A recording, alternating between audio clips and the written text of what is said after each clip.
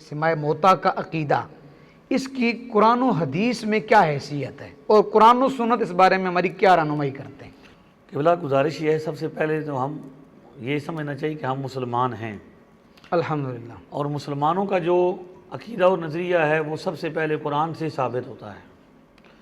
قرآن پاک اللہ کی کتاب ہے، ایک واحد کتاب ہے جس پر ایمان لانے کا حکم ہے، یعنی موجودہ زمانے میں 4 کتابیں آسمانی ہیں، چاروں پر ایمان لانا، جی ہاں، لیکن احکام کے اعتبار سے قیامت تک جس کتاب کو محفوظ رکھا گیا وہ قرآن پاک ہے۔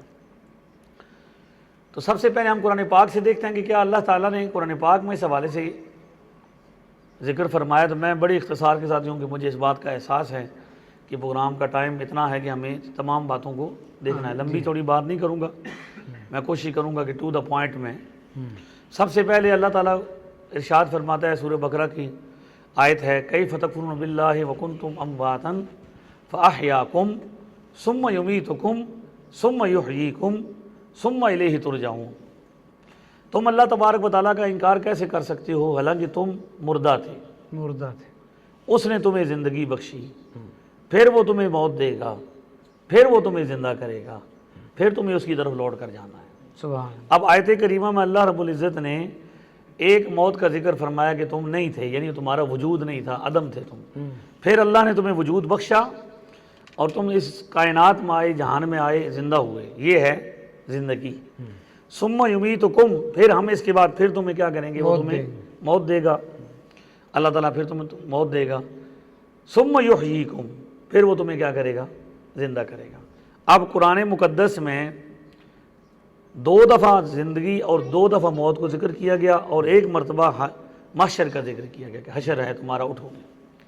تو قرآن کریم کی اس آیت کے مطابق بھی یہ جو موت ہے، بندہ جب دنیا میں آتا ہے تو اس کے بعد موت ہے، اس کے بعد پھر اللہ نے زندگی کا ذکر فرمایا۔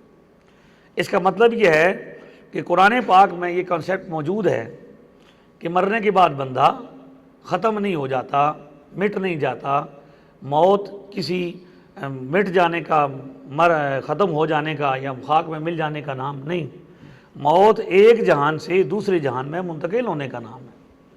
اور اسلامی پوائنٹ آف ویو سے یہ بات سمجھنی ضروری ہے کہ قبر کا جہان بھی ایک الگ جہان ہے۔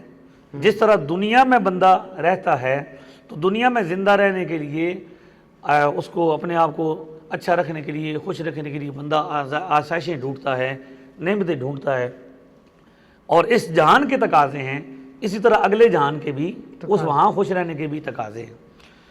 تو اسی طرح ایک اور مقام پر قرآن پاک میں حضرت شعیب علیہ السلام کا ذکر ہے، فَتَوَلَّ عَنْهُمْ حَتَّى حِينٍ۔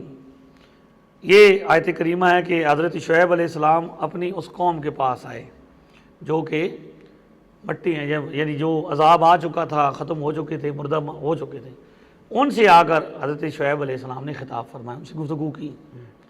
تو قرآن کریم کے کنسیپٹ سے یہ پتہ چلتا ہے کہ اللہ تعالیٰ نے ہمیں یہ اس بات کا حکم دیا کہ ہم یہ بات سمجھیں۔ قرآن پاک تو قیامت تک کے لیے ہدایت کا ذریعہ ہے، اور عقیدے کی پہلی کتاب ہے ہمارے لیے۔ ایسے ہی سب سے پہلے عقیدہ کہاں سے لینا ہے؟ قرآن پاک سے۔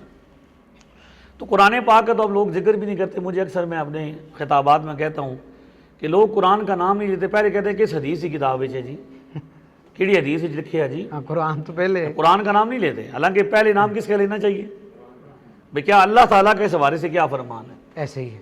پھر قرآن پاک میں بات ہونے کے بعد پھر قرآن پاک کے بعد اگلا نمبر کس کا آتا ہے؟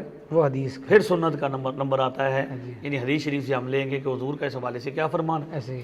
تو قرآن کریم ہمیں یہ بتاتا ہے کہ بھائی مرنے کے بعد زندگی ہے، مرنے کے بعد گفتگو ہے، اور اللہ تعالیٰ نے اس موت کے بعد ایک زندگی کا ذکر فرمایا ہے، وہ قبر کی زندگی ہے، اور وہاں قبر میں بندہ زندہ ہے۔